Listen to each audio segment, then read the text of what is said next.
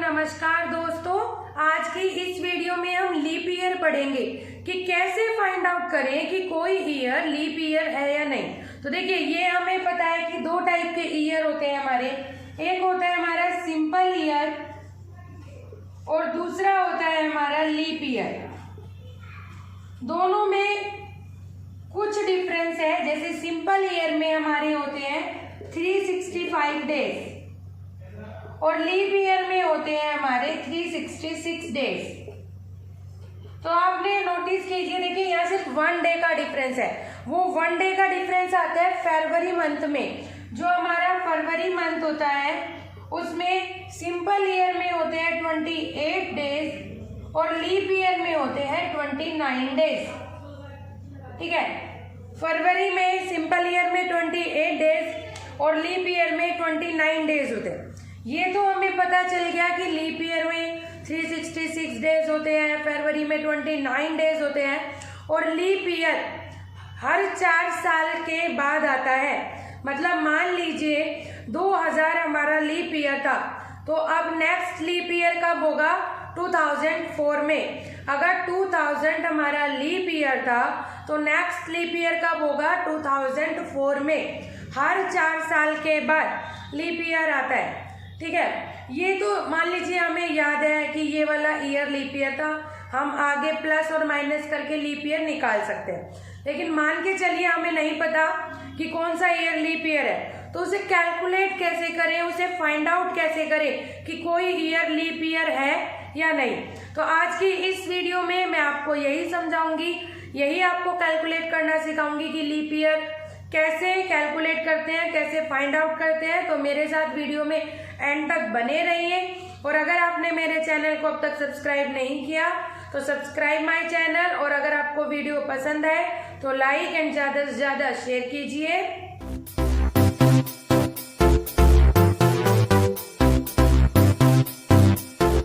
Students, leap year calculate करने के लिए हमारी 2 कंडीशंस होती है। सबसे पहले कंडीशन नंबर 1, जो आपको ईयर दिया हुआ है उसे आप डिवाइड करके, मान लीजिए मैं ईयर मान लेती हूँ x, हमें ईयर दिया हुआ है x, आप इसे डिवाइड करके देखेंगे 4 से और 100 से। आप इस ईयर को 4 से 100 से डिवाइड करके देखेंगे। अगर ये ईयर 4 से डिवाइड हो जाता है और 100 से नहीं होता, मतलब अगर मान लीजिए ये ईयर 4 से डिवाइड हो जाता है और 100 से नहीं होता, तो उस केस में ये कहलाएगा, अगर मैं यहाँ लिख दूँ नॉट, अगर ये 100 से डिवाइड नहीं होता और 4 से डिवाइड हो जाता है तो ये कहलाएगा लीप ईयर। और दूसरी कंडीशन, ये कंडीशन 1 थी हमारी, ये दूसरी कंडीशन है। अगर इस ईयर को हम 400 से डिवाइड करते हैं और ये कंप्लीटली डिवाइड हो जाता है 400 से, तो कहलाएंगे यस, कि yes this is a leap year. थोड़ा कंफ्यूजन हुआ? चलो दोबारा से करते हैं। देखो, मान लीजिए आपको कोई ईयर दिया है, आपको कोई भी एक ईयर दिया है, उसमें हमारी 2 कंडीशन होती है। दोनों में से अगर कोई भी एक कंडीशन हमारी फुलफिल हो गई, मतलब ट्रू हो गई, तो क्या होगा? वो हमारा लीप ईयर होगा। दोनों ही कंडीशन ट्रू होती है तो भी लीप ईयर होगा। दोनों में से एक कंडीशन ट्रू होती है तो भी लीप ईयर होगा। लेकिन अगर दोनों में से ही एक भी कंडीशन हमारी फुलफिल नहीं होती, उस केस में वो सिंपल ईयर होगा, लीप ईयर नहीं होगा। वो 2 कंडीशन क्या है? ये है हमारी 2 कंडीशन, कंडीशन 1 एंड कंडीशन 2। देखिए, कंडीशन 1 के फिर से 2 पार्ट है। जो ईयर हमें दिया हुआ है वो 4 से तो डिवाइड होना चाहिए मगर 100 से नहीं। वो 4 से तो डिवाइड होना चाहिए मगर 100 से नहीं। और सेकंड में, अगर वो ईयर कंप्लीटली 400 से डिवाइड होता है तो क्या होगा? वो लीप ईयर होगा। जैसे फॉर एग्जाम्पल, अब आप ये कहेंगे मैम 400 और 4 और 100 को अलग अलग, एक ही बात नहीं। जैसे हम एक एग्जाम्पल लेते हैं 228। मैं आपको पहले ही बता देती हूँ, ये एक लीप ईयर है। अभी हमारा कौन सा चल रहा है? 2028। एक लीप ईयर है, ठीक है। अब कैसे फाइंड आउट करें, इस पे कंडीशन अप्लाई करते हैं हम। सबसे पहले 2028 को हम डिवाइड करेंगे 4 से। आप डिवाइड करके देखिए क्या पूरा पूरा डिवाइड होता है, मतलब रिमाइंडर 0 आना चाहिए। 4 5 जा 20, 4 7 जा 28, 507 कंप्लीट डिवाइड हो गया। अब इसको 100 से डिवाइड कीजिए तो ये कंप्लीट डिवाइड नहीं होगा, 28 हमारा क्या होगा, रिमाइंडर आएगा। तो इसका मतलब ये 4 से डिवाइड हो रहा है, 100 से नहीं हो रहा, तो कंडीशन 1 फुलफिल हो रही है। So this is a leap year. इसे हम एक बार दूसरी कंडीशन से और करके देख लेते हैं। 400 से जब आप इसे करेंगे तो क्या आएगा, देखिए 28 आपका रिमाइंडर रह गया। तो इसका मतलब ये वाली कंडीशन फुलफिल नहीं हुई, फर्स्ट हो गई, ये नहीं हुई, तो इसका मतलब क्या है, ये एक लीप ईयर है। हम कुछ एग्जांपल्स और कर लेते हैं ताकि आपका कॉन्सेप्ट क्लियर हो जाए। देखिए हम ईयर लेते हैं 2007। अब ये फाइंड आउट कीजिए कि ये ईयर लीप ईयर है या नहीं। तो 2007 को पहली वाली कंडीशन पर देखिए, ये 4 से कम्प्लीटली डिवाइड होता है या नहीं होता।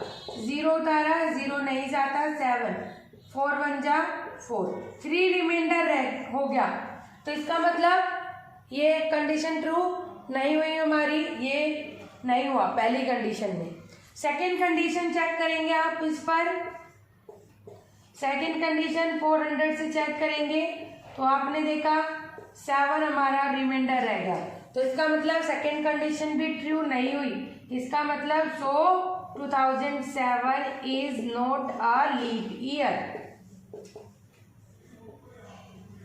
ठीक है स्टूडेंट, आपने देखा कि 2007 एक लीप ईयर नहीं है। हमने दोनों कंडीशन, आप यहाँ लिखेंगे कंडीशन 1, कंडीशन 2, दोनों ही फुलफिल नहीं हो रही, तो ये लीप ईयर नहीं है। अगला एग्जांपल देखिए, 1984 लेते हैं हम।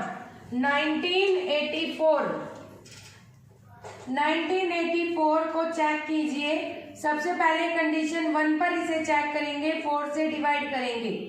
4 4 जा 16, 3 बचा 36, 24, कंप्लीटली डिवाइड हो गया। ठीक है, कंडीशन 1 का एक पार्ट ट्रू हो चुका है, सेकंड पार्ट हम अप्लाई करते हैं। 1984 को 100 से जब आप डिवाइड करेंगे तो आप नोटिस करेंगे कि ये कंप्लीटली डिवाइड नहीं हो रहा है, रिमाइंडर रह गया 84।